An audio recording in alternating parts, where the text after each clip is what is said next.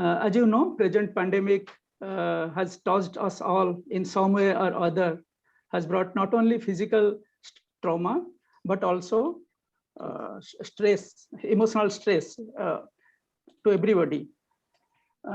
Today, we shall listen to our star speakers, His Excellency Mr. Akhilesh Mishra, Ambassador of India to Ireland, Mr. Rajiv Vasudevan, Ms. Hazel Buckley, Dr. Anuradha Gopalaya, and Dr. Emmett Walsh on effect of Ayurveda and Yoga in addressing post-pandemic stress. Now I request Dr. Anu to take the program forward. Dr. Anu is a graduate in Indian Medicine and Naturopathy from Rajiv Gandhi University. She studied physical therapy, manipulative therapy in Ireland, clinical practice of Ayurveda lifestyle program, Ayurveda health consultation, Ayurveda detox and rejuvenation program, yoga and meditation for over 20 years in India, Ayurveda health, and in association with Maharishi Vedic University in Holland, Germany, and Eastern Europe. She started her career in Cork, Ireland in 2006 and is currently practicing privately in Cork, Middleton, and Limerick. Now over to you, Dr. Anu. Floor is yours. Namaste, Mr. Sahu. Thank you so much. Good evening. Namaste, everybody. Welcome to the webinar. And I would like to offer my sincere gratitude and namaste for providing me this privilege of speaking in this webinar about introducing the effects of Ayurveda and Yoga in order to help with post-pandemic stress. Before that, I would like to invite our Honorable Ambassador of India to Ireland, Mr. Akhilesh Mishra, to say a few good words. Ambassador Mishra is a career diplomat. Before joining the embassy in Dublin, Ambassador Mishra was deployed in the Ministry of External Affairs as officer on special duty, political, and head of Development Partnership Administration. Earlier, he was Director General of the Indian Council for Cultural Relations, ICCR. His previous assignments include Ambassador of India to Maldives, Consul General of India in Toronto, Canada, Head of Division in the Ministry of External Affairs, dealing with India's relations with Nepal and Bhutan, and Head of Division of Multilateral Economic Relations. Ambassador Mishra holds the degrees of Bachelor of Technology and Masters of Technology, both from the prestigious Indian Institute of Technology, Banaras Hindu University, BHU, and was a topper and gold medalist in both. Ambassador Mishra speaks Spanish, Italian, and Nepalese and knows among Indian languages Hindi and Sanskrit besides English. He belongs to Varanasi, one of the holiest, most ancient historical and cultural living cities of India. So, Mr. Ambassador, please welcome to the floor. Thank you. Namaskar. My warm greetings to all of you. Let me begin by thanking my dynamic colleague Sahuji for organizing this event. And my special thanks to my Irish friends who are participating in this event. And my special gratitude to my dear friend Rajiv Vasudevanji for his very inspiring presence. And I have been following his work for several years, and I'm very proud of his pioneering efforts in introducing Ayurveda with a modern outlook and modern perspective. You combine in a very fantastic manner, I think unparalleled manner, the traditional knowledge of Ayurveda with the rigor and methodology of contemporary science. So in terms of like your pioneering efforts, also as individual and as head of the Ayush group on behalf of CS, Confederation of Indian Industry, I admire your work, and I'm very delighted to welcome you on this platform. The timing of this educational webinar is very important, friends, because we are all still grappling with a number of very serious questions and issues raised by the pandemic. This crisis has made us very conscious how our lives are interconnected and interdependent. In a globalized world, you can't just isolate yourself uh, and insulate from all troubles of other people. You remain vulnerable and exposed to the threats to your health, your socioeconomic well-being due to viruses and natural and man-made disasters elsewhere, anywhere. Even if you have developed great infrastructure and great facilities and have tremendous resources of comfort for yourself and your nationals.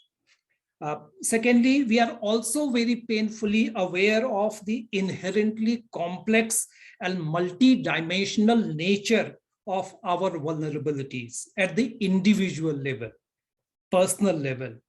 Corona is not just a health issue, but also is a huge setback to all aspects of life, whether trade or commerce, education or entertainment, social interactions, family or friendship ties. Everything has been disrupted. And also the corona does not discriminate among the rich and the poor, the young and the aged, the powerful or the weak, or on the basis of caste or creed or religion and political ideology. Everything that was considered and normal and taken for granted has now become a special privilege and blessing for us. The corona pandemic is in a way a global wake-up call to the humanity to rethink and reassess the dangers of continuing with the business as usual in every sphere of activity and adopt a new way of life which is resilient, which is sustainable, which is harmoniously balanced, which is equitable and also inclusive. In the domain of health and wellness itself, corona has not only exposed the inadequacies and vulnerabilities of our collective global healthcare infrastructure, it has also revealed the basic limitation of the modern medicine, which can remedy symptoms of diseases, but often leaves significant negative after effects elsewhere in the body. The modern medicine seems woefully deficit in ways and means of coping with non-physical, somewhat intangible causes of human suffering. The anxiety, the uncertainty, trauma of job losses and losses of loved ones, the lingering mental and psychological crisis of post-corona, even people who have recovered from corona, cannot be remedied by perpetual medication of allopathic drugs. So there is a crying need for all of us to wake up and look for a wiser, more sustainable traditional healthcare knowledge. And we are in India very privileged that ancient Indian sages had acquired that wealth of knowledge which seems now so contemporary and so relevant to us today. Our friends, ancient Indian rishis and sages have traced the roots of all suffering to ignorance, which causes one to make inappropriate choices and several kinds of mistakes. Two main mistakes I wish to flag. One results from short-term myopic approach to choices. Yattadagre amritopamam pariname vishamev. We see something which is very pleasant, very attractive to our senses, but it's very harmful in the long run. Secondly, there is a grave danger in following a segmented and narrow vision.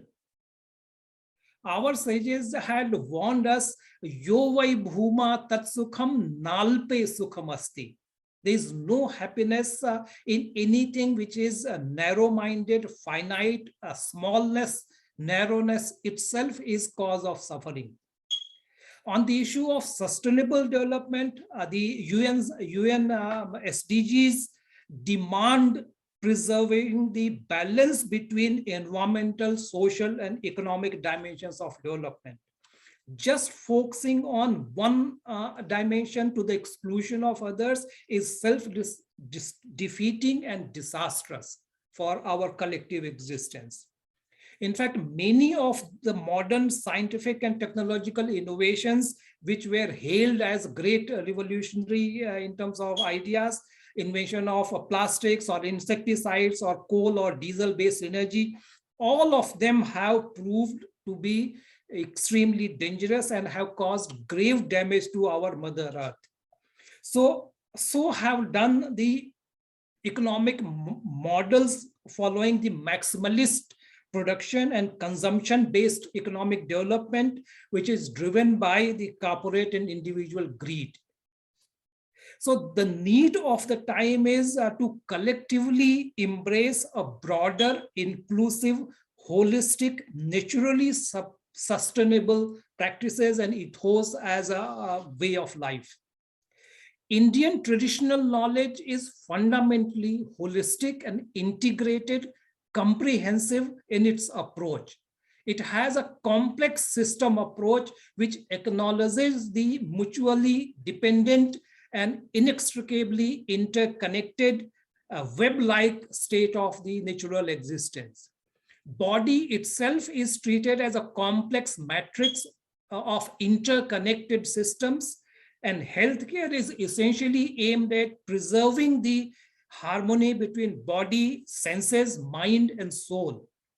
Health is not just absence of disease or illness in the body, but also requires a positive state, peace and tranquility of the mind, and also the right, appropriate conduct and thought.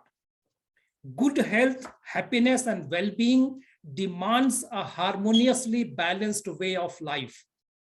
Yuktahara viharasya, yukta cheshtasya karmasu, yukta swapnavabodhasya, yogo bhavati dukkhaha.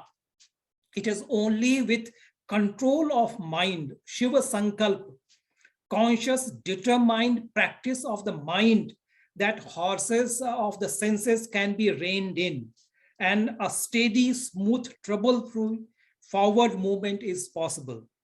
This is the essence of yoga and Ayurveda. In fact, the entire philosophical wisdom of ancient India. I will not go into the technicalities of yoga and Ayurveda. We have great scholars on the panel, but I wish to mention that in India, we believe that the greatest wealth, greatest asset is knowledge. Vidya dhanam sarva dhanam pradhanam. And that is the only wealth which grows as you expand, as you spread. And that is why our visionary leader, Prime Minister Modi, he had taken the initiative to share and spread the knowledge of yoga and Ayurveda for the benefit of all, in the spirit of one world, one health. Once again, we are very grateful to you for your participation, and we look forward to working together to spread the traditional Indian wisdom for the well-being of the entire humanity. Thank you so much. I wish this webinar a great success and a great stepping stone for further partnerships. Thank you so much. Thank you very much, Mr. Ambassador. That was a really inspiring talk, and the awareness of current situation in terms of where we are, what our life is about, and how much we have gone through before the pandemic ever happened, and the awareness of how the stresses of the pandemic, of loss of health, loss of a family member or a friend or a colleague or a relative or even a neighbor, and sense of loss of being in touch, being able to see people and talk, and the threat of the danger and insecurity, and how it is affecting the peace of mind in today's day and age. It's excellently explained, and your way of bringing the awareness into the importance of learning something better from what we already have known with our Vedic science, and trying to bring the right people with right mindset in this webinar to appreciate the cause for the webinar, as well as to go forward in terms of understanding what we have got in order to re-explore and see what way we can offer the help to current public. So thank you very much, and please stay tuned in. Now we are moving on to the next part of the webinar. And if anyone has any questions, please come forward. And so from here, we are now moving on to introducing Mr. Rajiv Vasudevan. Rajiv Vasudevan is founder and CEO of Ayurveda. It is AYURVAID, Ayurveda Hospitals. Ayurveda hospitals offer insurance and government approved cashless Ayurveda medical care for serious diseases across its 8 hospitals spread over Bengaluru, Kochi, Gurugram, and Almora, which is in the Himalayas. Rajiv holds a B.Tech in Mechanical Engineering from NIT Calicut and a MBA from IIM Calcutta. Earlier, he served as country head, PSG at Motorola India, CEO Technopark, Trivandrum, and Director Kerala State IT Mission. He has served on the Kerala LHO Board of Directors of State Bank of India for 3 years and on the Board of Governors of NIT Calicut, his alma mater, for 8 years. Rajiv is a member of Ministry of Ayush's National Advisory Committee, member of Niti Ayog's Expert Committee on Integrative Medicine, member of the Ayush Grid Expert Committee. He is also the chairman for the Ayush Forum at the Confederation of India Industry, CII, and a charter member of TIE Bangalore. He has served as member of several other expert committees of the Ministry of Ayush and select state governments in India. So, Mr. Rajiv, please welcome to the floor, and I'm welcoming you. So, the floor is yours. So, please enlighten us with your knowledge. Thank you very much. Yeah, thank you very much, Dr. Anu. First of all, Your Excellency, Ambassador Akhilesh Mishra, Shri P.K. Sahu, friends from Ireland, and at the outset, I would like to express my deep appreciation of the gesture by the Indian Embassy in Dublin to have invited me to share my views here. And my interaction with Ambassador Mishra has always reminded me of 2 or 3 words. Number one, a scholar, a savant, and I don't flatter him. I don't intend to flatter him, but truly, I think a scholar, savant, and an ambassador par excellence, an ambassador truly who looks at connecting, building bridges between civilizations in the true spirit of Indian values. So I think in that spirit, when he looks through ancient but contemporary systems of Indian thinking to look at how do we bridge. I should also express my gratitude to our friends from Ireland who are here today, who come in a spirit of openness to look at something which is timeless, eternal, universal in application.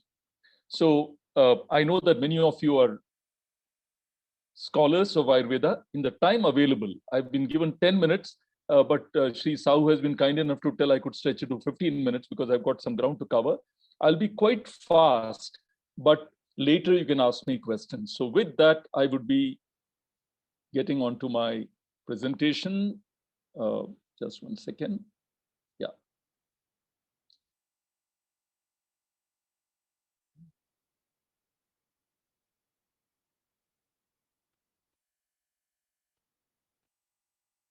Yeah.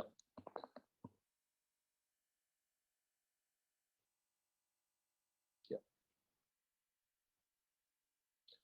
So I would be speaking today, Ambassador Mishra and dear friends, on this particular topic of Ayurveda and stress management in the COVID era. And it's an excellent topic. I wish that we really are able to take this particular theme across to the rest of the world. But with this in mind, in the time available, I'm going to talk about, in the context of mind, go in a little deeper. What is evidence-based Ayurveda?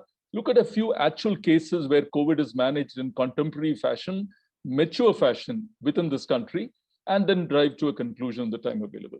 So, Ambassador Mishra made a very inspiring address. Many of the points you'll see are going to be echoed in the slides that I present. So this particular shloka, which some of you would be aware, or most of you would be aware, which goes back to 600 BC in Shushruta Samhita, which talks about good health, as Ambassador Mishra said, not the absence of disease, but the presence of certain parameters in terms of what is told in terms of the shloka, samadosha, samagnischa, samadhatu, malakriya, prasanna atma indriya manaha. Such a person is healthy. So I've added here absence of pain as well. And when you look at prasanna atma indriya manaha, right? So even Ambassador Mishra touched upon mind, senses, and soul. It was quite interesting. Normally we talk about body, mind, and soul, but senses was also included. So true well-being, right, as opposed to wellness, because wellness is a very loose word. Well-being is the effective presence of all of these parameters. And as we look at this, we have to understand today, we cannot look at a person in isolation and just say, let me look at the mind. Today, a person has got more than one health issue. Typically, by the time you enter your 30s, 40s, 50s, these multiply and typically have multiple comorbidities, apart from a compromised quality of life arising from a deviated state. So Prakriti to Vikriti, whether it is state of mind, it is my sleep, my Agni, my appetite, my bowels, my micturition, vitality, etc. So this particular deviation, we need to understand in terms of a framework. And I want to share with our friends from Ireland that how can we go about this very systematically, right? And not in an approximate sense, not in terms of telling well-being is doing a Shirodhara and doing something. How do we go deep into the subject? So when you look at the dimensions of Tridoshas, there are multiple dimensions in which you can study this, whether I'm looking at the elemental level, the breakup, or the essential level, or the physical level, mental level, spiritual level. We'll come into this a little bit deeper, and systemic level. Ambassador Mishra, it's quite interesting that if you look at entropy as a thermodynamic system, Vata can be represented, or Vata can be said to represent entropy in any system. Kapha can be considered to be enthalpy. And Pitta is the metabolism, which is happening, the transformational forces. So if I look at every human being as a thermodynamic system, Ayurveda has posited this framework much, much earlier. And these characteristics, as we go in deeper, become easier. So the Manasika doshas, although I've not put the mental factors in terms of unsteady, clear, and steady, the spiritual / Manasika doshas, or the Trigunas, as we say, is listed here. We'll go into detail here in the next slide. So what is important is that this connect between body, mind, and spirit is established through this derivation. So if I were to take the Pancha Mahabhuta, which is Akasha, Vayu, Agni, Jala, and Prithvi, or in English, the ether, let's say the Vata, or let's say the movement element, Agni, then which is fire, water, and earth. You take these elements, these can be correlated as Akasha to Sattva, Vayu to Rajas, as I've told on the left-hand side. And this is based on a very systematic derivation on the right-hand side. So why this helps us to do is that at the body, what happens to me impacts my mind. What happens at my mind impacts my body. This is one continuum. We should not try to separate and say, oh, I've got a stomach problem, my mind problem. How do I look at a human being in an integral whole basis? So as we get into this, we also understand from Patanjali's Yoga Sutra that the states of mind, and these can be seen today in light of the prevalent circumstances, the mental health burden or the mental pathology, which is really prevalent today, is quite doubled or tripled today in recent 24 months in particular. You might be aware that till about 2 years back, low backache was the highest cause of disability or disability adjusted life years in the world. But last 2 years, it has become depression. And depression is a larger umbrella where depression, anxiety, and other things would come. But it's important to note that today the biggest contributor to disability are these type of mental afflictions. And our ancient scholars, and these are independent of place, time, are universal, that you can look at how my gunas are impacting my state of mind, right? Or how it is a reflection of the state of mind that I'm in a rajasic mood right now, so I'm disturbed, chaotic, with my entropy very high, vata is high. When I've got extremely high kabha, my agni is down, how I get into a dull, lazy mood, and so on, right? And then I get into a varying mood, which is vikshipta, and then I move towards sattva, which is ekagrata, because if I need to be focused in mind with concentration, I need to have sattva predominate, a clear mind. But although I've written sattva, this is in one sense triguna atit. I'm rising above the three gunas to get into a state of absorption and oneness, which is the highest asampragnata samadhi, if you want to call it that way. So it is a progression of states of mind, and these are all prevalent today. And as I told earlier, the body and mind are all connected. The challenge, therefore, is that when we look at people as a whole, is it possible for three doctors to look at one patient and come up with one same identical prescription, right? Is it possible? When many doctors treat one person, can I expect precision, science in Ayurveda? On the other hand, one doctor treating a mass of people, can I look at groups of people with homogeneous requirements so that I'm able to take one particular prescription by homogeneous group? Only then I can say Ayurveda is scientific, it approaches it, because there are standards of care. Ayurveda, how does it achieve that? So quickly, the point that Ambassador Mishra did speak about, the mental aspects which really lead to other issues, prajnaparadha. So if you look at some of these points, will come in subsequent slides, that when I do knowingly things which are inappropriate, which are against the rule in terms of my diet, my lifestyle, or my thoughts, and resulting from that, those actions which follow through. So prajnaparadha is knowingly committing certain faults will lead to illness. We'll talk about general immunity, specific immunity, the next points. But overall, in the context of COVID, because you're talking about post-COVID or COVID era, the larger health principle that we're addressing is these 5-point principle, which is amapachanam, or basically digesting the toxins in the body, removing the inflammation in the body, Agni Samrakshanam, which is basically Agni Deepanam, you restore the metabolic fire and the metabolism. Rakshognam, protection. Srotoshodhanam, cleansing the sub-channels, the pipe, the 13 srotas in the body, and then nourishment. Now, when you look at this, we need to have clarity. Rather than a one-size-fits-all, everybody take one dietary supplement, ashwagandha, giloy. How does Ayurveda really posit a personalized approach, which is where you have an objective of doing symptom alleviation, or you're looking at disease cure? There is a place and time. I'm treating a person in Ireland in the month of February. I'm treating in April. How is the patient's strength itself, Rogibala, or the patient's inherent strength? And these are again viewed in multiple dimensions. And how do I view this at a whole person level? And quickly, you can see how a real life case of I just have to move my slide here, 1 second. Yeah. So across the COVID era, how a precision Ayurveda hospital would treat this, you can actually see this, that from a very detailed case sheet, we don't have time, we come to this particular disease tree of that particular patient, which is defined in terms of the dosha, the dhatus which are affected, the state of metabolism, both in terms of the digestive fire and the dhatu agnis, which is basically how the dhatu are nourished. And then we are getting to the inflammation level, which srotas is, and how is it affected. So from a certain contributory etiology, which are here, I'll reach the symptoms, which is a far end. So this connection between cause and effect is established in Ayurveda. And here you can see this part, that this patient, this was active just at the beginning of COVID-1, how through telemedicine itself, through an appropriate diet, lifestyle, and counseling, a patient completely recovers in 5 days, from 18th August to 22 August, with a state of mind which is 2 out of 5 as per patient's rating, going to 4 out of 5 within 5 days.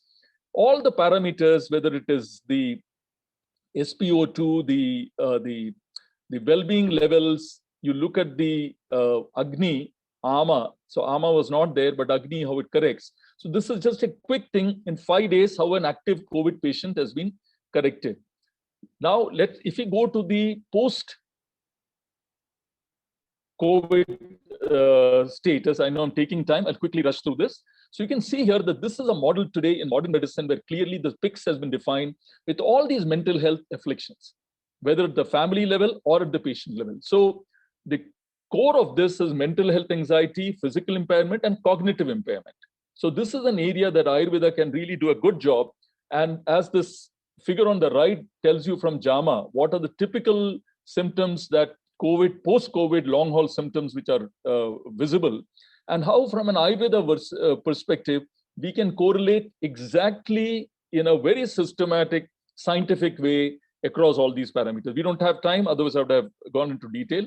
And this rehabilitation, again, what I would like to show you is how for this patient, again, you get this, and this is a full case flow, as you can see here, how totally this COVID patient is with Bell's palsy improves on multiple parameters, right? Across these bunch of parameters, including the presenting issues, right? So we then get to this point of what is Shuddha Chikitsa, that is pure Ayurveda Chikitsa. Chikitsa, incidentally, a lot of times when you talk about Ayurveda, there is a lot of confusion. Then people talk in terms of Ayurveda as a medicine system.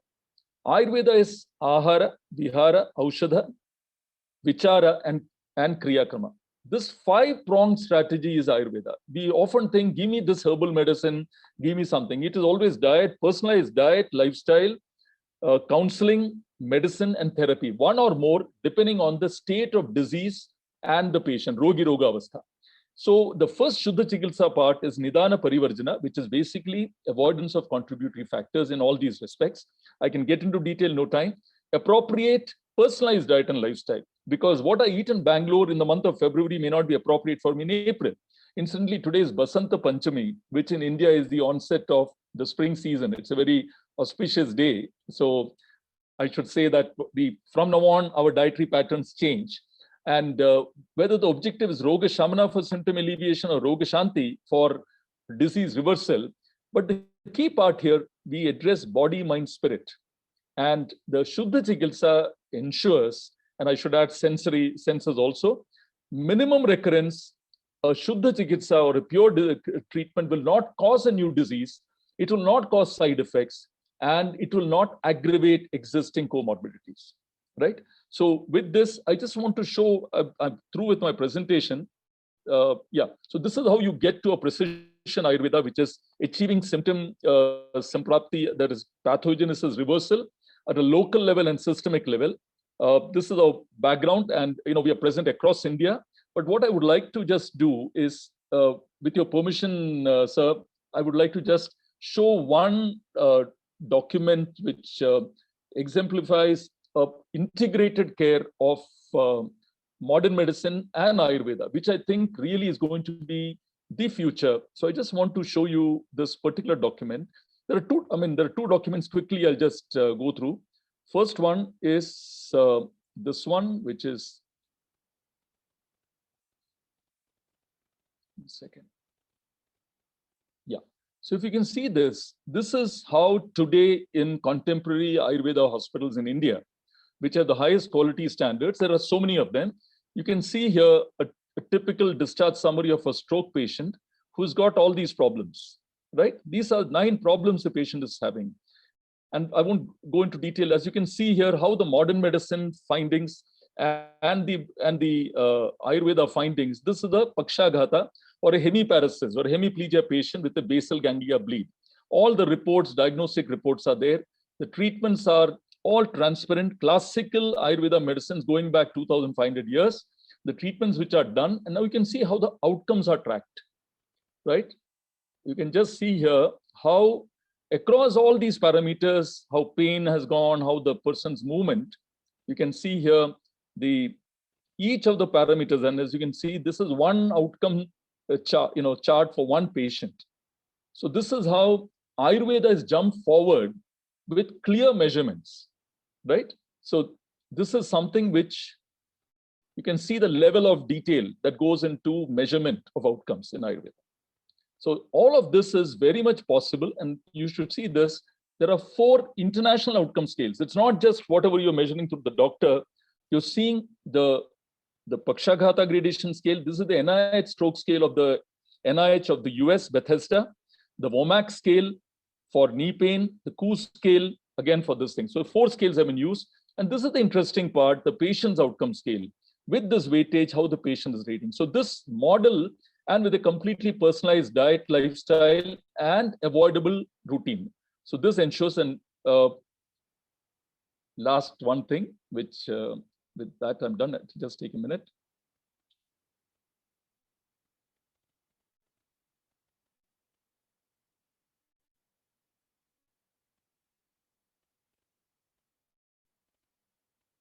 So this is how the direction which Ayurveda is moving, where modern medicine and Ayurveda work together with labs in running a COVID care center in Bangalore on behalf of the Karnataka government.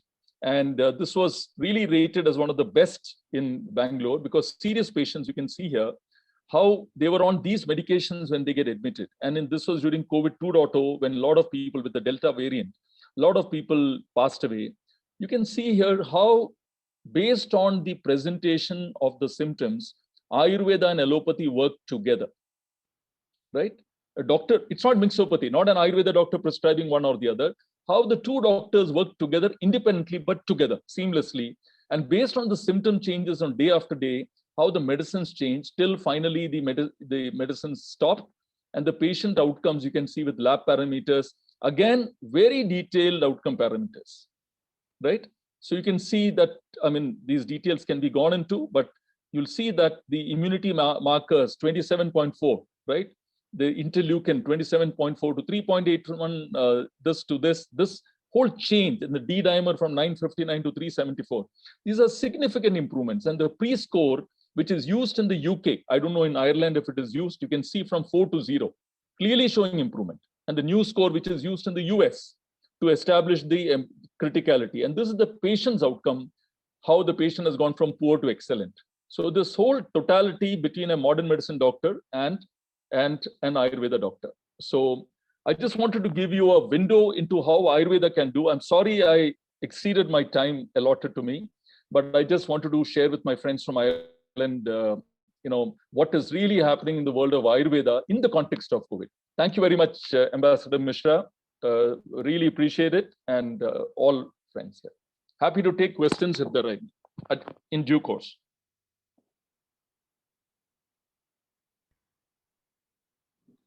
Thank you, Mr. Rajiv. That was really an inspiring presentation. And I can see a lot of work has gone into it, and quite an excellent coordination between the allopathic, the current traditional medicine, and complemented by the Ayurveda medicine.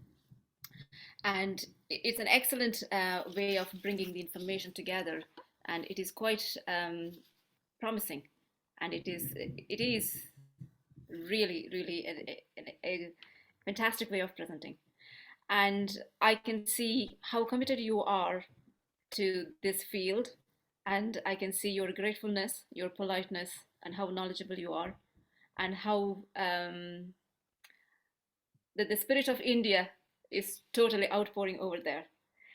And there is no doubt that you have been so much familiarized with the knowledge of Ayurveda and how you're defining the different aspects of Ayurvedic topics with the quotes from Sanskrit, and how well you are very well versed with the basic information, how the Tridosha and Gunas are coming in terms of the mind health. And especially at these times of talking about COVID, it is really a mind-blowing presentation to say how you have really documented the prognosis of each and every cases of them. And hopefully now there will be a day worldwide we will be able to do this.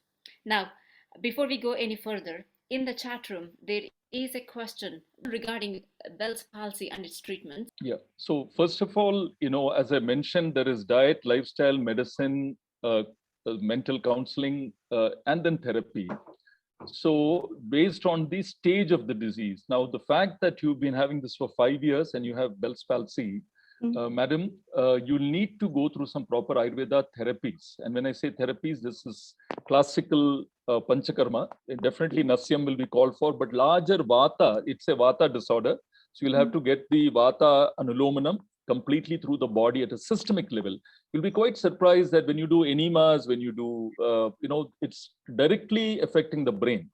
So what you're doing probably right now is inadequate for the gravity of the issue. And as years go by, it's getting more and more tough because the brain is getting set in that way. So I would urge you that sooner than later, because one way is that Dr. Anu is there, she's an Ayurveda doctor, other Ayurveda doctors are there. If it's possible to do those therapies in Ireland, then without much delay, undergo that, consult a doctor here jointly with Dr. Anu, and I think we can advise, because travel right now may be difficult, and maybe you can work out a plan so that you could undergo the therapies in Ireland itself, in Dublin, and God is great.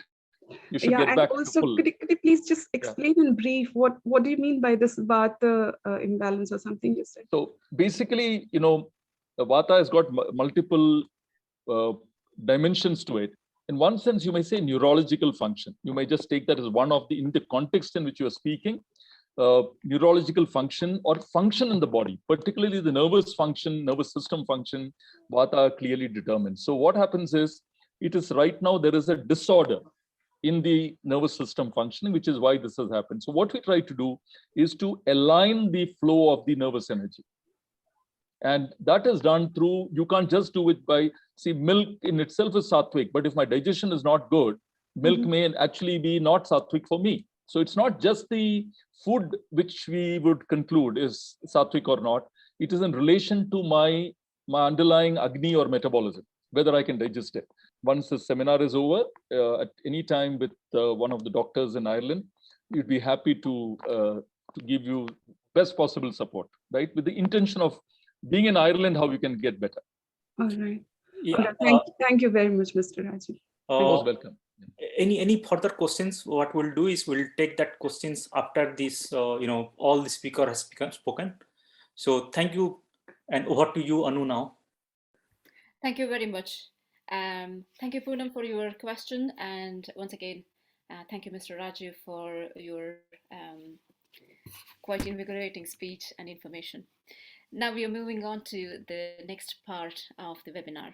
So I would like to invite Hazel Buckley, my favorite yoga teacher, I should say. A few words about Hazel before I give the floor to her. Hazel Buckley began her yoga journey for over 24 years ago.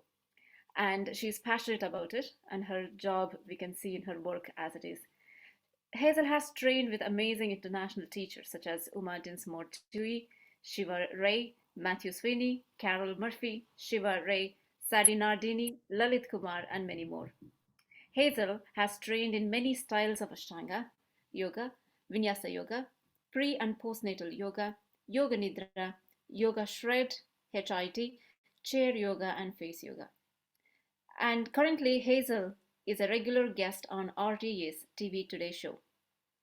Hazel founded the website theyogatree.ie 14 years ago and launched the Yoga Tree online community in September 20 during a time when we needed yoga the most and well-being more than ever. Now I'm handing it over to Hazel. Hazel, please welcome and share your knowledge with us. Thank you very much. Thank you, Anu, and thank you, everybody. It's a real honor, especially as an Irish person, to be joining such a forum of amazing, inspiring speakers. So thank you so much. And it's a real honor to be part of such a positive conversation. I think this is what we need, because there's been so much negative talk that we need to bring solutions and positivity in.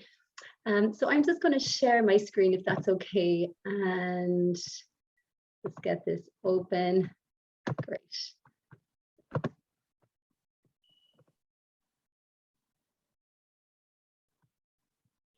Just take a second there now.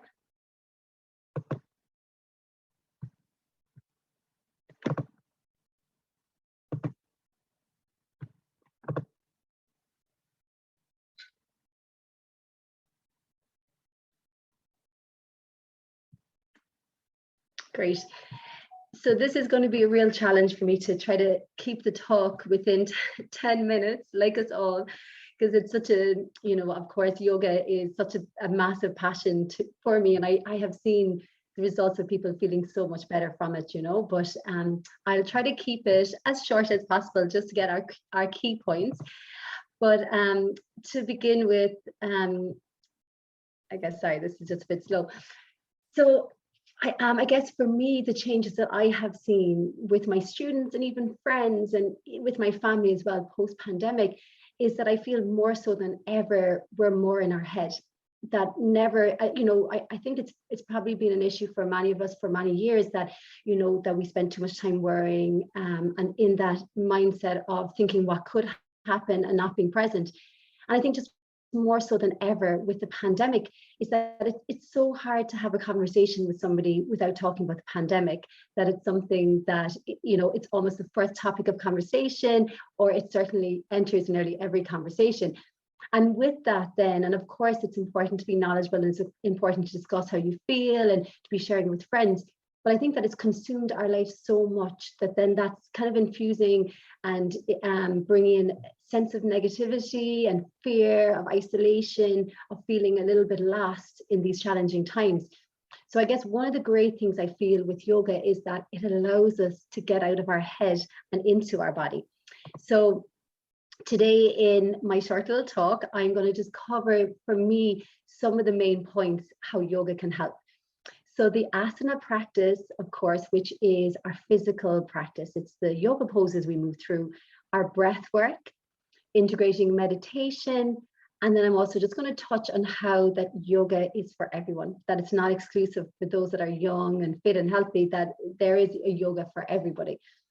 So if I was just to touch on the asana practice first, and I think with asana, it's incredible because for me, it feels like almost like a moving meditation, that you're getting out of your head, you're coming into your body, and you're coming into the present moment. So you're really allowing yourself to submerge in the present moment. So when we're moving through our practices, we're synchronizing our breath with movement. It's really nice for quietening our mind, grounding our mind. And it's almost giving ourselves a little retreat from our thoughts, allowing us to be fully present. So, and another big advantage of our asana practice is that we're releasing stress. So even if I was to get us all right now to imagine that we're physically stressed. So when we're stressed, we may be clenching up our face. So even if we were just to do this together for a moment, so we're clenching up our face, our shoulders are up towards our ears. We may even be in this kind of rounding posture that we're protecting our heart. So sometimes when we're stressed, we go into this holding pattern without us even realizing. And that's not a nice place to be, it doesn't feel good.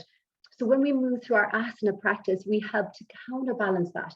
We have to open our chest, counterbalance that rounding so that our heart is open, that we can open our lungs, we can take more oxygen in, we can feel more revitalized, more energized. And it also allows us just to release tension in our shoulders. It allows us to release tension around our body. And of course, when we release tension in our physical body, it's almost a trigger for our mind to also release.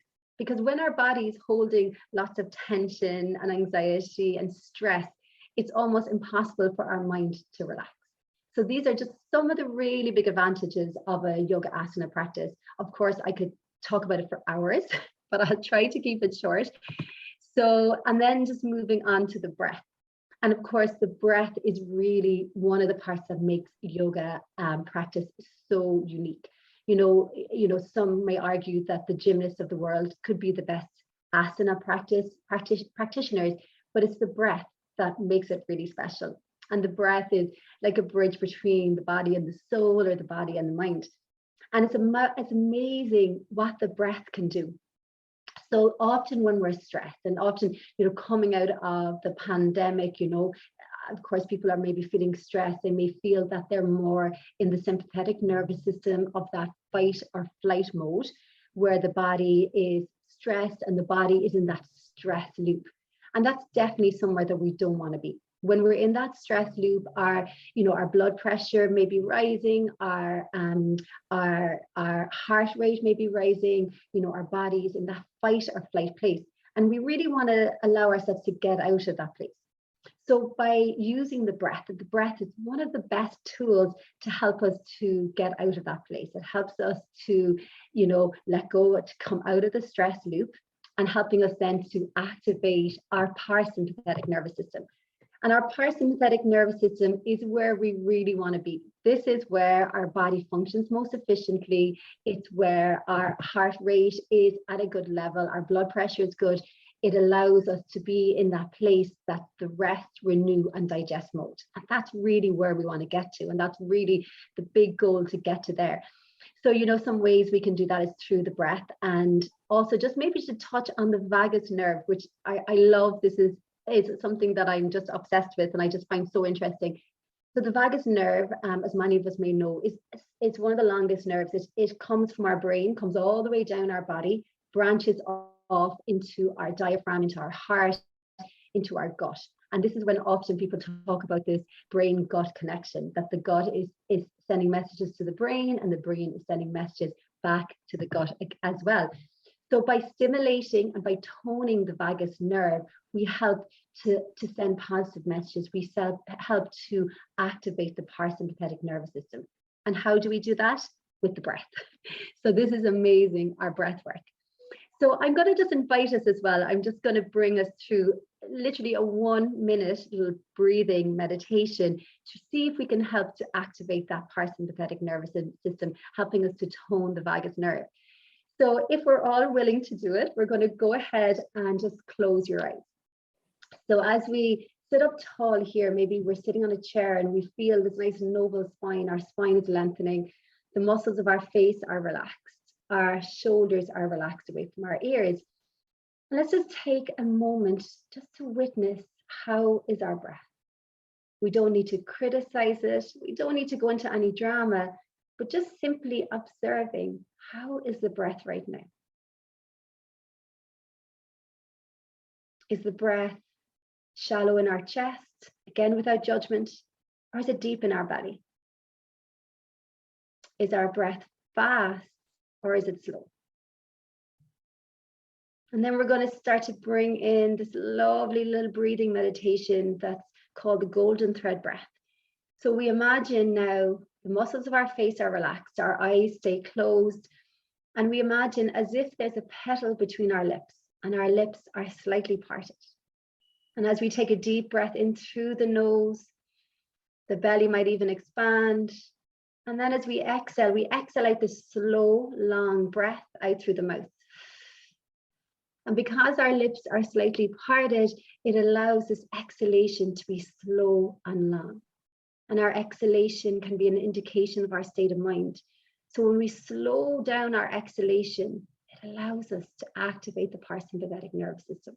It allows us to feel calmer and more grounded. So let's just take another 2 breaths like this. Breathing in through the nose.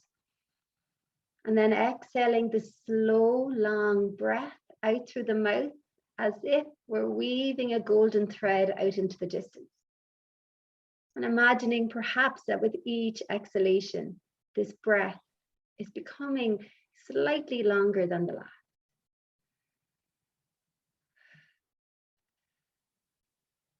Just taking a moment to pause now, maybe keeping your eyes closed.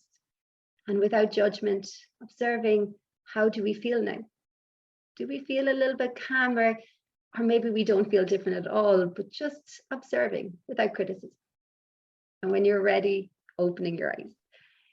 So that little golden thread breath, real snippet, it's something that you can bring into your everyday life. If you find that with the post-pandemic or in any times in your day, you're feeling maybe a little bit anxious or a little bit overwhelmed or a little bit stressed, just take a moment to pause.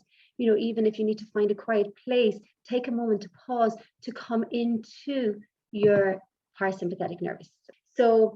So that was just a brief little breathing meditation. And then just another few points is that, of course, bringing in meditation into our practice, into our day, can be so hugely beneficial. And I probably wouldn't need another hour to speak about meditation. But of course, it brings in a nice sense of clarity. It helps us to quieten our mind, helps improve our creativity, our imagination. It helps us to make better decisions and allows us to be in a more grounded place. So I have also created a little video for anybody that would like to practice, and I'm going to share it in the chat. So I've just made it up on the website for free for anybody, because I think to really get the benefits of yoga is to practice it, of course. So I'm going to pop it into the chat, and it'll be up there for free for anybody to use, and also a meditation practice as well. And please stay connected. I'm sorry, something happened with my screen a moment ago, so I had to stop sharing. But please stay connected, and if anybody does practice the video, I'd love to know how you get on, and let's just see if we can really help to bring more of a positive message amongst us all. So thank you so much. I think I managed to stay within the time, Anu.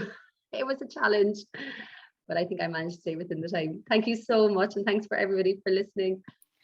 Thank you so much, Hazel. That was so nice. And for a moment, it was very relaxing, and the breathwork was really nice. The practical presentation speaks for itself. And as everybody says, the practice of yoga, pranayama, and relaxation, they speak for themselves. And there is so much benefit from them. Of course, like the way you said, there are so many different types of exercises that a person can choose to do, but breath work is what makes it all different to the Absolutely. And Anu, if I could just add one more point, because I think my slide went a little bit crazy and I couldn't finish there, but you just made a really good point, because I think the big thing as well for yoga is that it is for everybody. I got this lovely message from someone last week who was a double amputee and said from seeing me teaching chair yoga, he's now doing chair yoga. So I just thought, isn't it amazing that yoga is not exclusive for those that are young and fit and healthy, that it's for everybody. So whether for some people, they may need a more heated vinyasa float, or, an ashtanga practice to burn off anxieties, maybe that's what they need. But for many other people, maybe what they need is more of, a slower, more grounded, more yin practice. So I thought it was really amazing that that lovely man messaged me to say that even though he's a double amputee, that he is still practicing yoga. So it really is for everyone. That's great. That's great, Hazel. Obviously, you have helped hundreds and thousands of people for the last 24 years, and your work speaks for itself. And just being around you, we can feel how relaxing it is, and how well the classes are conducted. And it's a service beyond just a job.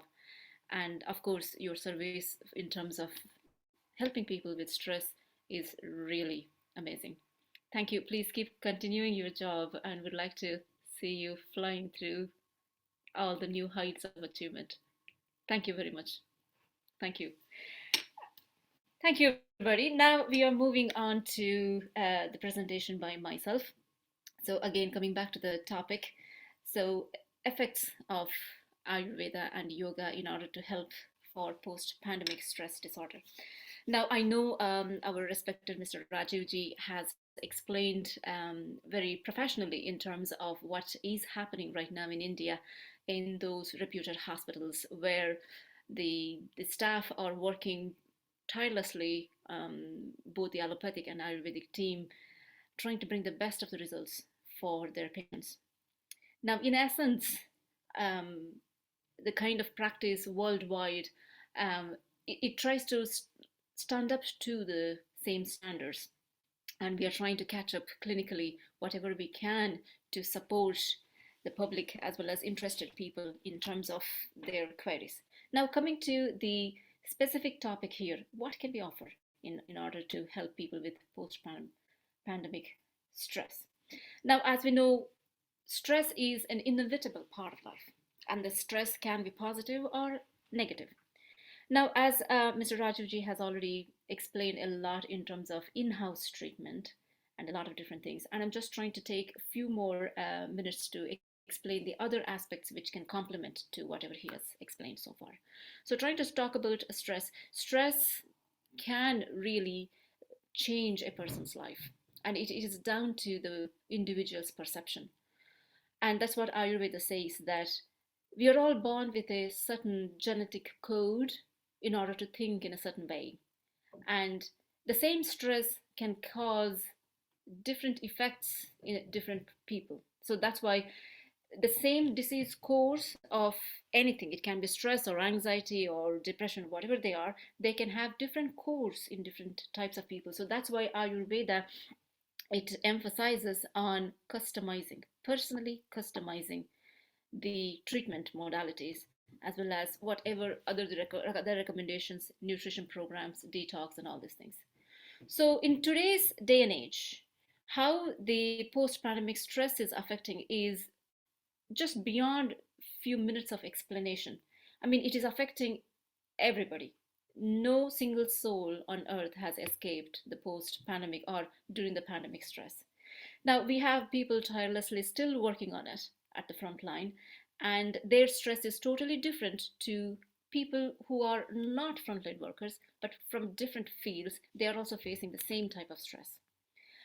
The uncertain times has brought us a lot of anxiety and the fear of losing the dear ones, losing the jobs, and not being able to carry on regular routine jobs in our lives. So that can precipitate pre-existing negative mental and emotional conditions.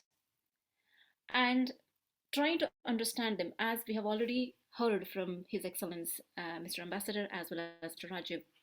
I'm not going to take much more time in order to understand how it affects, but I'm straight away jumping into what Ayurveda has got to say. So moving on to the next slide. Vishwa, can you please share my slide, please? So now coming on to understanding Ayurveda. So the simple definition of Ayurveda, it loosely translates into the science of life. So Ayu means life, Veda is the knowledge. So it is knowing about life. It is not about a science, it's about life, because our life is a unique combination of this material body, our senses, our perception, and the soul. So that combines to form life. And knowing about life is Ayurveda. So, as Mr. Raju has said, Ayurveda defines health as not just as the absence of clinical diagnosis of a disease, but it's the presence of certain positive entities, and they are a balanced state of mind, balanced state of intellect, balanced state of body, and the body's physiology, the balanced state of the body tissues, organs, and the balanced state of elimination of toxins. All these things comprise health along with the balanced state and a kind of a blissfulness. This is what we are looking at. So the state of blissfulness is a lot more applicable here for today's webinar. So we are trying to deal with how and what Ayurveda has got in order to help people with post-pandemic stress. So the times of post-pandemic, it is urging people to come back to the new normalcy, because some of our lives will never be going back to the way it was. And some changes have been done permanently. Some changes are there with which we still have to live.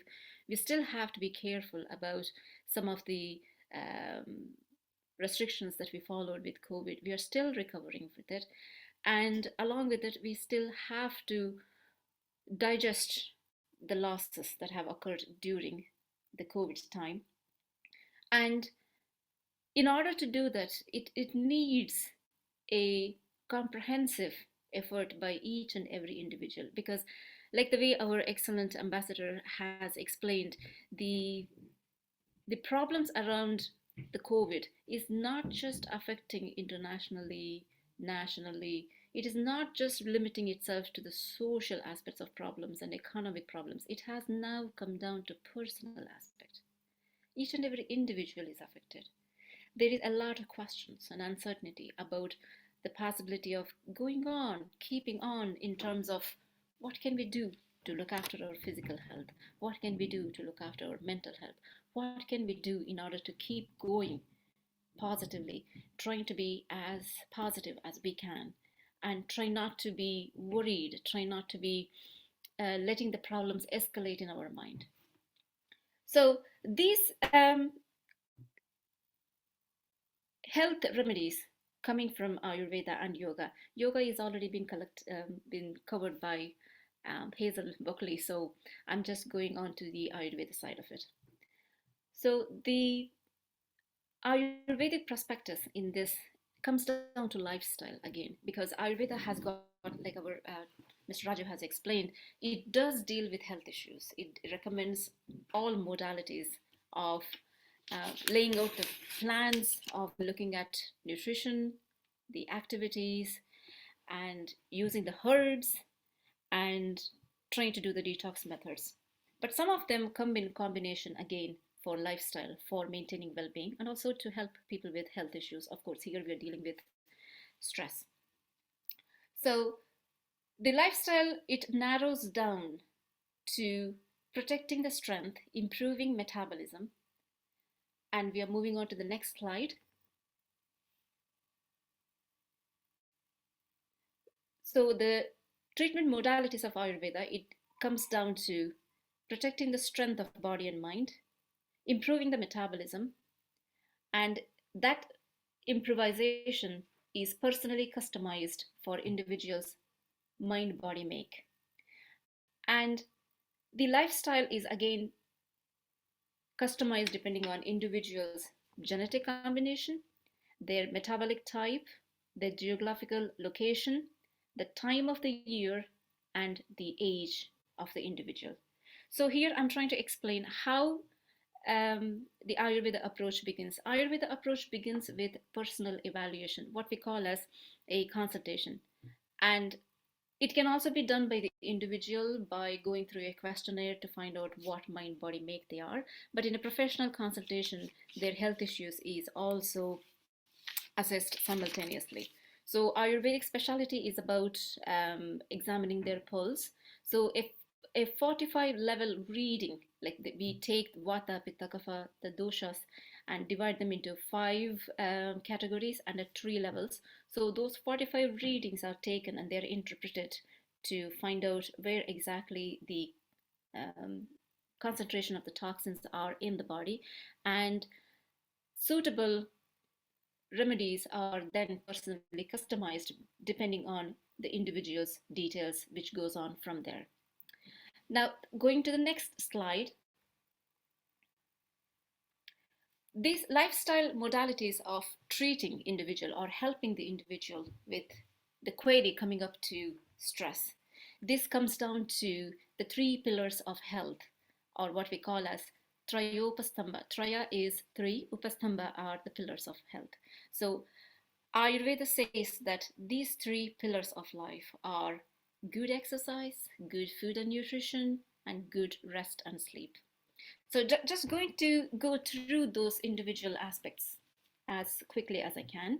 So exercise part, like that again, because Ayurveda functions in close connection with yoga and shwasa, which is the breath work and relaxation, and Hazel has dealt with it already. So we are moving on to the next part, which is the food and nutrition.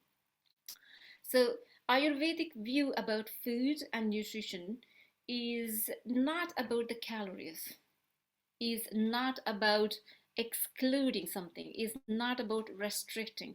The information about food and nutrition from the Ayurvedic point of view is solely in terms of telling the individuals what is the compatibility. That's all. It doesn't have to be very specific. It doesn't condemn about any particular style of eating. Ayurveda says that the way a person eats cannot be the same at different age, different time of the day, different time of the year, and depending on different purpose. So again, understanding the individual's metabolism and trying to understand what we know about food. So here we will have to go a little deeper into how Ayurveda does that. In Ayurveda, we try to use 3 words to explain anything and everything. So they are Vata, Pitta, and Kapha. These are exclusively Ayurvedic terminologies, and there is no translation into any language because they are Ayurvedic, especially limited to Ayurveda. So if anybody asks me what is Vata, can you show me Vata. It is not fundamentally a physical substance to be shown like that, but Vata is understood fundamentally by its functions and the symptoms that it shows when it is in balance and when it is out of balance.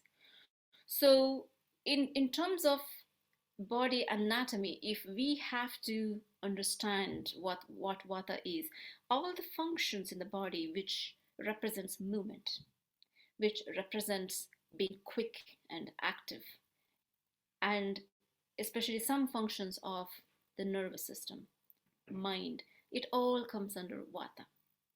And Vata has subdivisions, 5 more subdivisions, and they all have their own places where they are constantly produced, their own channels through which they pass. These are all physiological meridians. They are not anatomical channels or anything like that. And they have their own signs and symptoms that our body and mind present when this Vata element is in order. And there are signs and symptoms which goes out of order, like our Mr. Raju has explained. Vata balances the nervous system and other functions, and for mind aspect, when Vata is out of control, the person could be experiencing a lot of anxiety and sleeplessness and a lot of these things. Now when we come to Pitta, Pitta is all about transformation, metabolism, transformation, anything that relates to fire, transformation. And for mind aspect, the Pitta is represented by the intellectual level and a lot of other things. And Kapha always is represented by the strength in the mind and body aspect. So again, the 3 words are also used to classify the food. There are food articles which help to increase or decrease Vata. So obviously, a person who is predominant in Vata body type, he will have to depend on food which decreases Vata. So this is the kind of combination we go for. Ayurvedic view about food and nutrition is not just limited to food articles. It also gives a lot of information about the cooking modalities and applying them in the right time and right way.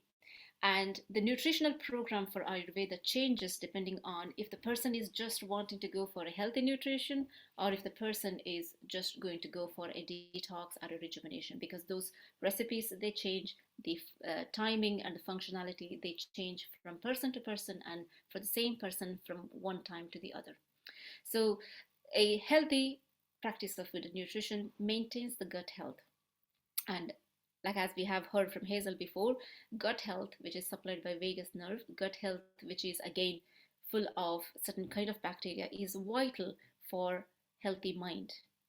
And this is what Ayurveda emphasizes on, trying to use the entry point of gut to balance a lot of the detoxification as well as the rejuvenation aspects of health. And the last thing is the sleep and the relaxation activities. So these are again very important, and Ayurveda emphasizes that a good sleeping habit and a good relaxation habit are vital in terms of improving mental health, emotional health, improving immune system, and help the body repair the cells and keep it rejuvenated, which is much more needed. So help is available for these in terms of starting off with a proper evaluation and recommending a meal program which gives optimal nutrition in their plate, and also creating the right environment in the gut and in the body for the better absorption of nutrition and better utilization of nutrition in the body, and also timely detoxification methods in order to help the body lose the buildup of toxins which can alter the function of body as well as which can affect the well-being of the individual's mind aspects as well as emotional aspects. And these treatments are done again with documentation of the symptoms ongoing as well as recording the prognosis as per each visit. And some of the herbs that are used excellently in this are ashwagandha, brahmi, vacha, jatamamsi, and bringaraj. They are used in single or in combination. And some of the traditional supplements in Ayurveda, they already have pre-existing combination of these herbs. So these are applied and used at a certain at a certain time and in certain combination for different body types, and this is available. And again, with Ayurvedic aspect, vichara, where we actually bring in an element of discussing with the individual um, patients about going through what they're experiencing and what needs to be addressed in terms of their stress, and what needs to be supported for them, because for some people it could be just an anxiety, because they might just be feeling it very difficult to control their thoughts and their own experience with the stress, especially with post-pandemic. If there is a loss, if there is a loss of a dear one or economy, or if there is a fear of getting the infection again, they would need a lot of reassurance. They would need a continuous ongoing support with the timely advice about what kind of food they need to be avoiding. And especially when they are going through even a small amount of sneeze or cold or head cold, there comes a huge surplus waves of emotions to say, what if this is COVID? And from there it escalates to the next level of social distancing and doing the tests and keeping calm. So that's time this science can help them in terms of reassuring, providing them the right herbs and advice about food, steam inhalations, herbs to be used for food or teas or tablets, and giving them the right support to say, there are loads of treatments. There are sinus treatments, there are treatments with herbs bagged in cotton clothes, warmed up and decompressed.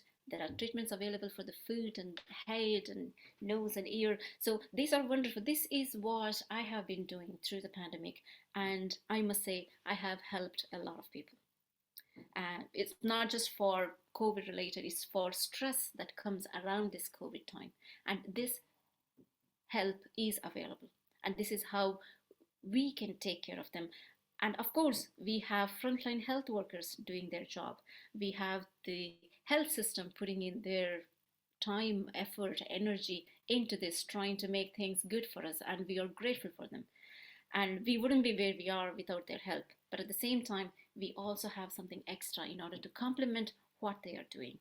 It is something that these modalities, these recommendations that an Ayurvedic practitioner like me can give in terms of prescribing, okay, these are the supplements which will help you. This is the food habit. For example, it's nothing but using a little bit of broth, simple soups, boiled vegetables, trying to keep them away from sugars, chocolates, cookies, because when their energy is going down, the immediate tendency for the patient to use is a quick replacement for energy, which is like a chocolate bar or something. But instead of that, trying to give them a healthy protein ball that they can make it at home within just half an hour, they can make enough for the whole week.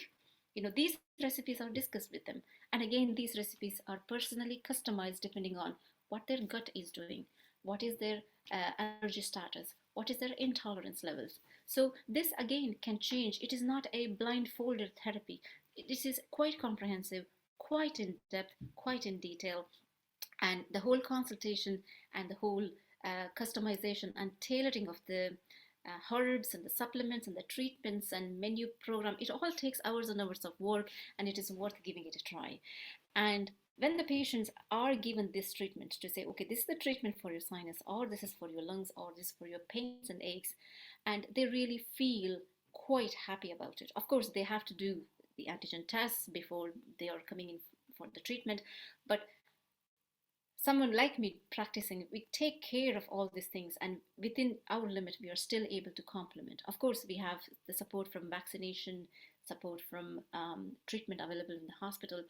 But apart from that, we are helping people to take their personal responsibility in terms of looking after their emotions, looking after their body, and trying to keep going. And even after they have recovered, even when they are going through these problems of keeping their calm, keeping their integrity together, not having to be afraid of life, not having to become a victim of the pitfalls of our own emotions.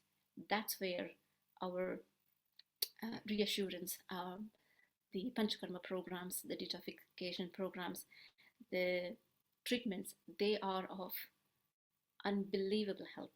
And I am doing it in my clinic right now, and I do have very good feedback from my clients. So this is what, in brief, I wanted to share with you today. Vishwa, can you please share the last slide for me, please? Thank you. And if you have any questions and if you need any more help, my contact details are on the first page and you can contact me anytime. I'm more than happy to sit down with you and go through your queries and answer all your questions. And thank you very much. And I hope I didn't give you too much information trying to make it difficult for you.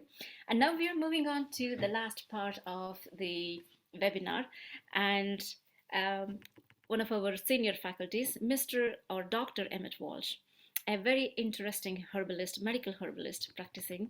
And I couldn't say enough about his service, and he's absolutely amazing. Emmett started his medical herbalist training at the School of Herbal Medicine in Surrey in 1991 and completed his studies at the Scottish School of Herbal Medicine with the University of Wales accreditation postgraduate diploma in 2002 and an MSc in herbal medicine specializing in cancer treatment. Prior to this, Emmett did an animal science degree in USD in 1976 and an MSc in animal nutrition in 1977. Emmett has trained in pathology, clinical examination, differential diagnosis, red flag emergency science, medical data interpretation, and herb, drug interaction, and general medicine. Emmett traveled to India in 2008 to study the Ayurvedic medical system. While in India, he studied clinical panchakarma, which is a specialist branch of Ayurvedic medicine. Emmett Walsh's passion for natural Ayurvedic treatments bring him to India every year.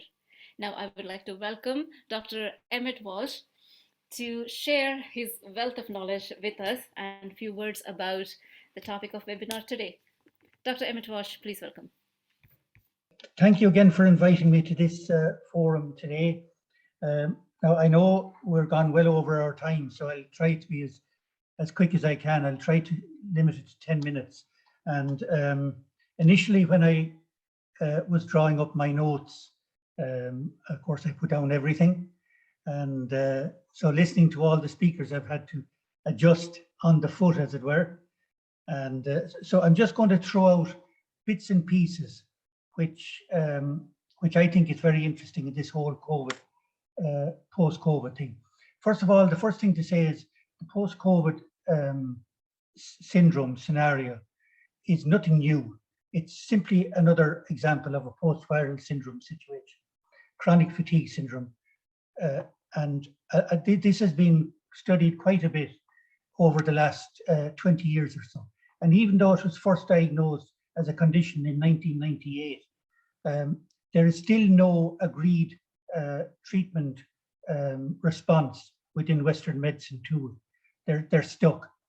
So because of this, I had, and other reasons, mainly the pressure that patients were putting on me. Look, can you do something?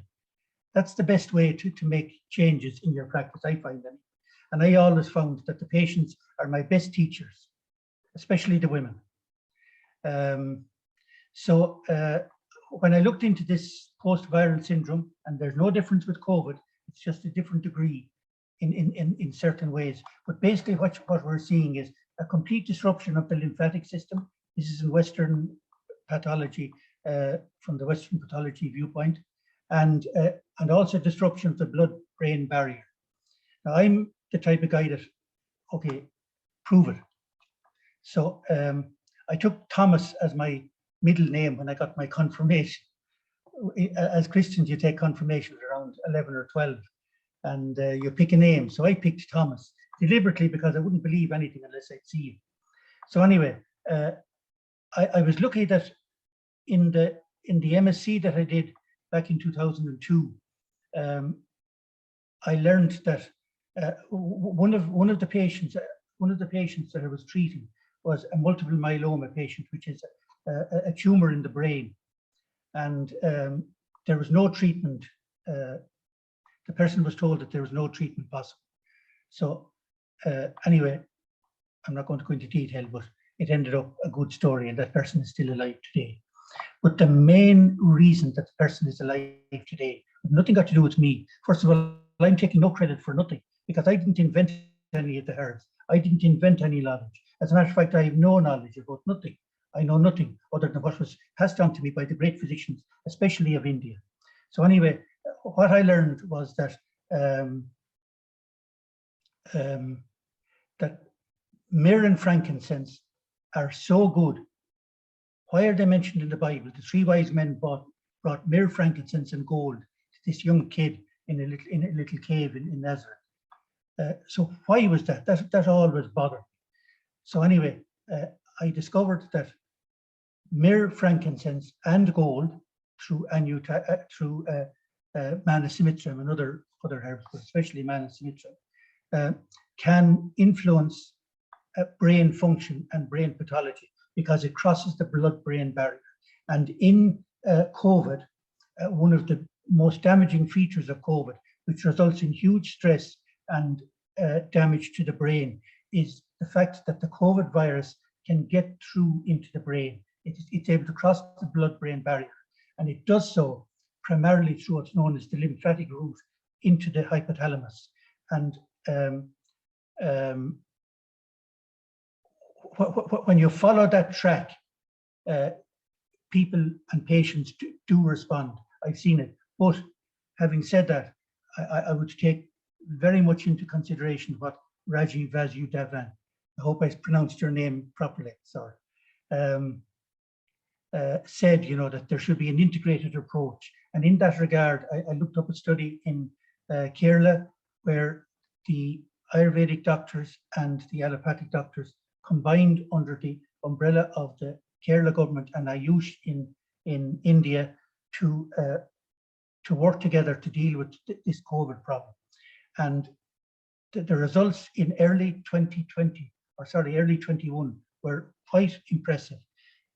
So in the rest of India, the percentage mortality per million was something like 1.9%, and was 0.3% in Kerala. In the United States, the number of people who died per million of those who got COVID was 1,200 people. In India, it's 110. So India was doing something right, big time. And it's been discovered that the spices that the Indians take on a continuous basis all their lives has been proven through Western studies to be the main reason why the caseload and the mortality and the severity of the disease in India is considerably less than in most Western countries. And one of the really damaging things in COVID is this terrible crisis called a cytokine storm. Now, these cytokines are small proteins that are produced by the immune cells in response to a threat, and they cause a huge increase in inflammation. And if there is a cytokine storm in a patient, and if I see a patient that's demonstrating a very likely cytokine storm picture, I'm going to say, look, I have limited resources. Please go to your doctor and get proper help. You may need this, you may need that, you may need steroids, you may need whatever. But I do not want to take the responsibility of treating you in knowing that there could be a strong possibility that you will die if you're not treated properly. And so we have to give credit where credit is due. And while I would have very serious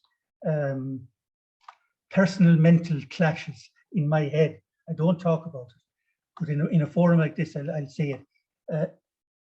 There is virtually zero cooperation between people like myself and the allopathic medical community. When I go over to India, it's brilliant to see the two peoples working together.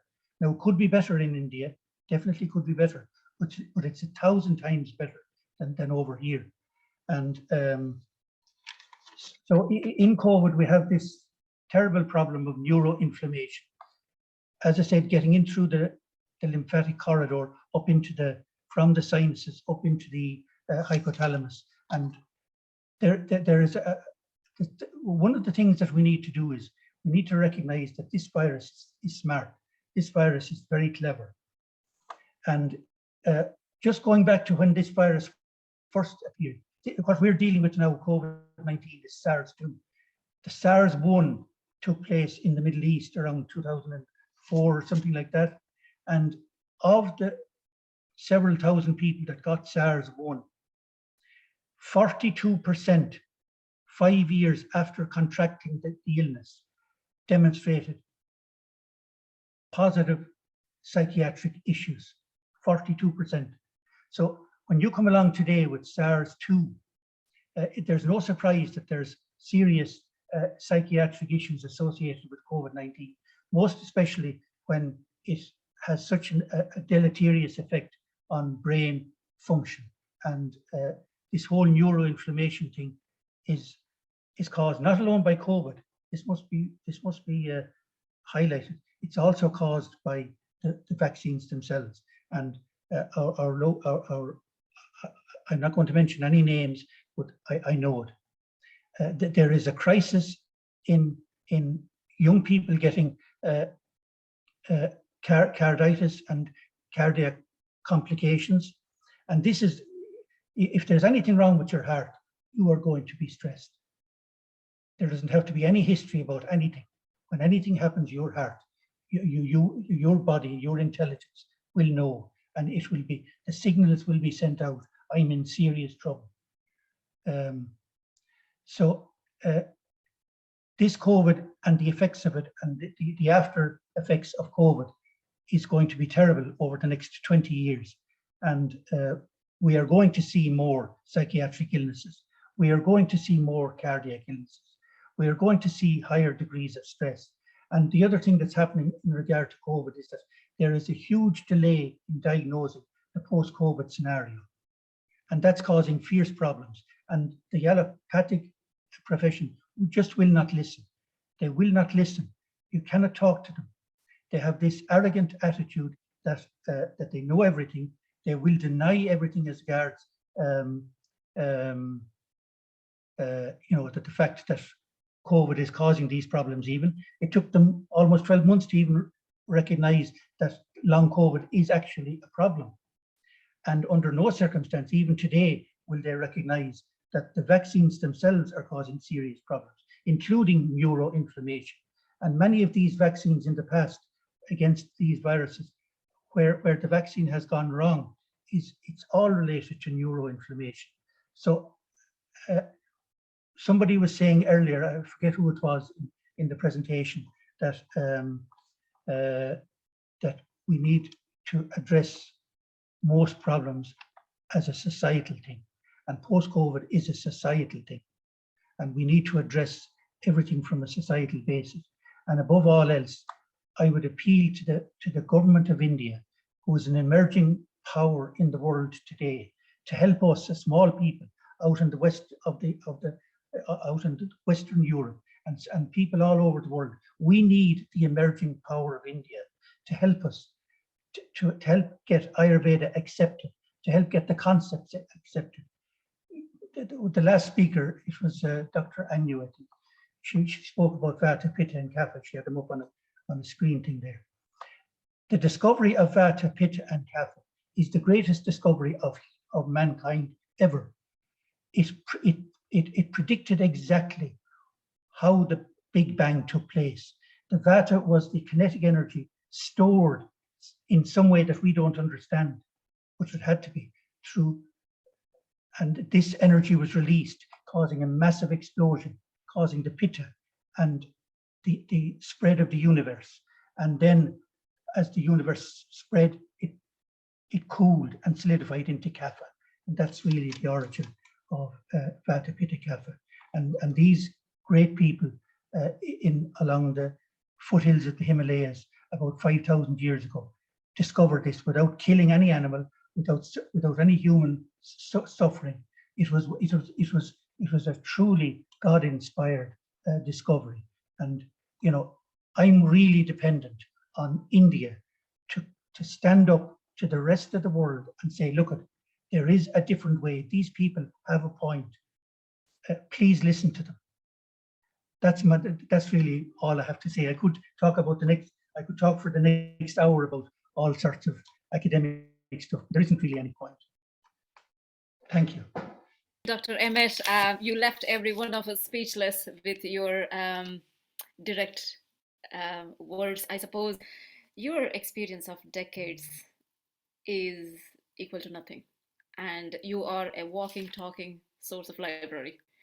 And what you said so far, I knew you were going to talk about it because you did say this, and that's why I kind of chose a few other things that you wouldn't be covering. But I think it's fantastic to know the nature of the COVID virus, and it is very important right now to discuss about it rather than just being afraid and rather than just thinking that, oh, we don't know enough about the virus and there are so many variants and there is always if and more and more. But what you said is that the capacity of this COVID virus with all its variants being able to break through the blood brain barrier to get into the hypothalamus and do affect different parts of the brain to the extent of doing short-term damage and long-term damage, especially for mental health, is really a mind-blowing thing. But I think we should know more about it now, and we should also know that this is what Ayurveda explains. There is when we start studying Ayurveda, there is a chapter in which there is a questionnaire from the students to the teacher to say, why do we get sick? We are doing everything right by the books, but we still get sick. And that's when the information comes to the students to say, the akasmika, that akasmika means this kind of unseen viruses getting into the body in various different possible ways and remaining dormant in the body. And when there is suitable environment produced in the body, the virus dominates, it proliferates, it starts affecting. And this is exactly the explanation of Ayurveda. So there are two elements here, the vulnerability in the host as well as the presence of the external source to come into the body and bring in these symptoms. And this can have short-term and long-term, And Ayurveda recommends few different things. Of course, food and nutrition, using the spices, it's a fantastic thing. And again, we will have to customize because in the same family, there are 4 members and all the 4 of them may not be able to eat the same food, but that's fine. But what Ayurveda explains is that for a good practice of protecting the health, it is not just enough to go to the gym, not just enough to just weigh the calories and eat, not just enough to eat, think that I'm eating organic, I'm eating salads and I should be fine. It's not just enough. What's most important is to understand what is happening, to stay connected to the body, to stay proactive, like as in keep an eye on what's happening in our body. Am I the same person as I was last year this time? Is anything happening to my mind and body? Keeping a close connection and to see, am I doing the right thing by doing this? And Ayurveda says we have to emphasize about detoxing. The word detox in today's day and age has been overly used and it has lost its meaning. So detox means it has come down to the point where people think detox is a thing you can walk into your shop, buy a bottle of something, drink it, and then you're done. Or detox means you just stay away from food for a day or a 2 day or a week and then you're detoxed. It's not. It's absolutely more than that. What we are saying about using herbs for a certain length of time, doing that and this, is only a preparation for the main cleansing.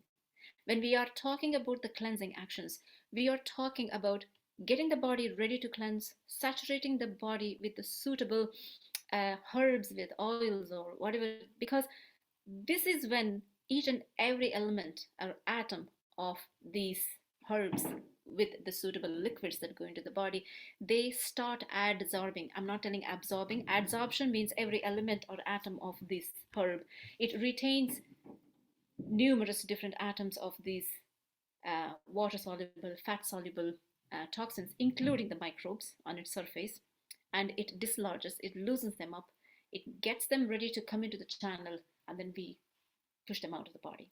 This is a highly skillful cleansing program, and it has certain general rules, guidelines We call them panchakarma because the word pancha is 5, karma is the kriya. But just generally saying, there are detox ones, but they are done in a method that is personally customized. And I suppose that tendency, that respect for subjecting the body and the mind of the individual to this detailed method of detoxing is not yet completely appreciated, because we are in this computer era. We want everything to be quick and fast. Even people come to say, I want to detox for 2 days. I say, a proper detox, it takes a month. You have to prepare, and then you have to get in, you have to cleanse, and you have to get out of it. You can't jump in and out. But I think when we are doing that, I suppose that's where a lot of the inbuilt dormant infectious agents, viruses, bacteria, they're also excluded. But we are not doing that much. And no wonder why we have enormous surplus additional numbers of health issues, both for body and mind these days.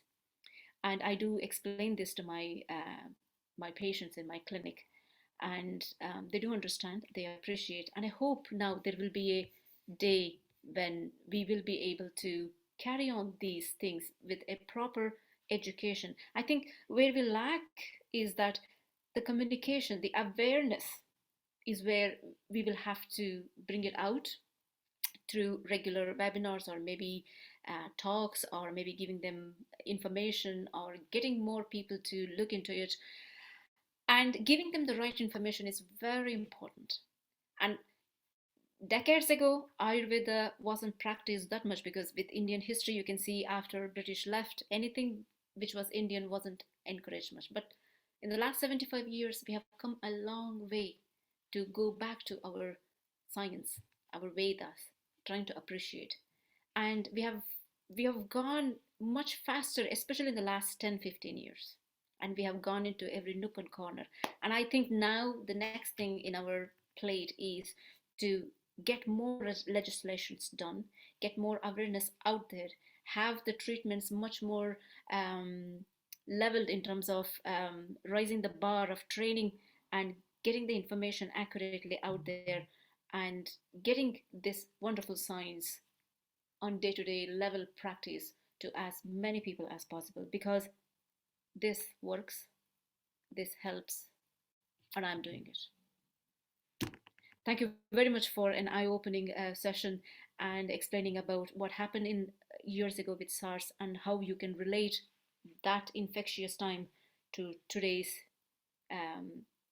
situation with increased numbers of health issues, especially with mental health. I do understand that, and Ayurveda, that's what Ayurveda says, that if we are reading the Ayurvedic textbooks about managing the emotional health issues or mental health issues, Ayurveda recommends one thing: repeated panchakarma. Any disease, any chapter you open that, this is what it says, and I do, and I can see the relation. Thank you so much, Dr. Emmett, and looking forward to talking with you again and working with you again. Thank you so much. And now, before we move on to the next, there is just one question coming up in the chat room by Mr. Ambassador Mishra, Dr. Anu, excuse me. With your permission, can I take leave if there are any questions? Yeah. Okay. Yeah, okay. Thank you. Thank you, Mr. Rajiv. Thank you very much, Ambassador Mishra. Mr. Sahu, really appreciate it. Thank you very much. Thank you very much. Greetings to everybody in Ireland. Thank you. Thank you so much. Yeah. Now going back to, sorry, I forgot the name of the person who was asking, Mr. Prashant. So Mr. Prashant has mentioned a question: in Ayurveda, how can we diagnose and treat gut health issues? It's a big subject in Ayurveda. We have excellent methods. There is pulse diagnosis, and there is a good question. It's a good long questionnaire. There are more than 50 different questions to identify what you have. And those questions are crisscrossing, and if you answer them in detail, we will get to your point. And in the meantime, if you have already been diagnosed with something, and if you have a history and details of your signs and symptoms, if you have already taken treatments with few other doctors or few other systems, and what way you responded to it. It can all be told. Tell as much as you can, and those symptoms can be analyzed, and we will start off with a plan of using treatments, herbs, and meals, and then see your response. And it's like a ruling out by the rule of thumb. So see what works, see what doesn't work, and then your final diagnosis can also be made during your response to the initial plan of the treatment, including the meal plan. Just say, for example, gut health issue is the one that I come across in my clinical practice. I would say I can put it down to 80% of my walk-ins, as well as other patients who have health issues. They would have an associated issue with their gut. There's always something with it. So not everybody presents with similar symptoms for the same problem. Say, for example, if we are talking about gastritis, there could be a person who has a typical symptom of pain in the upper abdomen or nausea and headaches, but there could be somebody else who never had those symptoms. All they have is bloating. There could be somebody else who comes with only pain in the back. There could be somebody else who says that the moment I eat, I just feel sick, tired. These are different things. They wouldn't come to us with the naming. They only come to us with certain signs and symptoms, and we evaluate. Sometimes we can diagnose on the day one, but sometimes we will have to kind of apply a strategy and then come to a final diagnosis. Treatments are absolutely wonderful. Like the way I said, it is a combination of herbs, meal plans, treatments, along with yoga, meditation. So if there is any more question, please let me know. Otherwise, we will move on to the last part. You're very welcome, Mr. Prashant, and let me know if you need any help, and I'm more than happy to help you. Now we are moving on to the last part, much awaited part for some of you, especially from India. I know it's quite tiresome. I would like to offer my sincere thanks to everyone, His Excellency Ambassador, because ever since you have come, we have seen a lot of these webinars happening, and we are more than grateful to you for putting in your valuable effort to spread this rich knowledge, because it's fantastic. It has changed my life, and I'm sure I have helped a lot of people. This science, it works, and having you there to put in your effort to bring this science out into the public is an amazing initiation, and my heartfelt thanks to you. And Honorable Secretary Ji, thank you so much. You have been so patient with us, so patient, and you made such great efforts. You went all the way up trying to bring people together. And the next person, who is the best but not the least, Mr. Vishwa, who is the technical support, as well as the first person who thought of me for this webinar and who introduced me to his secretary. Thank you very much, Vishwa, and yourself and your family have been very supportive. As I know, for over a year, I have known you with all the cultural activities, and you have been very curious about what everybody does. You have been very good at identifying individuals' strength, and you are good to bring people together, and you have been very patient in terms of bringing us together. And I'm sorry, sometimes the technical things didn't go well, and you still kept your cool there, and I'm really thankful to you for your patience. And then Hazel, you're an amazing yoga teacher. I can't say much about you, and I'm really like looking at you, your calm face. It's an amazing thing. It's just a pleasure. And I can't say any more to that. Thank you so much. Keep up your lovely work. And Dr. Emmett Walsh, I have heard so much about you. Absolutely. Good things, a lot of good things. And listening to your speech today and your direct speech, it's really nice. Keep up your good work. Please don't retire any soon. Thank you. And everybody else, the participants, thank you so much for trusting us to coming over, and thank you for asking your questions. And it's really a pleasure being with you all. And this session is recorded and it'll all be shared with you. Watch it again, and let me know if you need any more help. You're more than welcome. And with this, I am finishing my chit chatter, and I would like to, is there anybody else who want to say anything? Mr. Secretary or anybody else? Thank you, everyone. Participants, the speaker, His Excellency Ambassador, and Mr. Sahu for giving us or helping us, get to know this knowledge. And thank you so much, everyone. I think with this, we'll conclude this session. If anyone has any questions, please write in the chat, and probably I think you have the contact of all the speakers, so you can write to them. Thank you so much. Thank you very much. Thank you so much, and have a lovely weekend. Thank you. Thank you.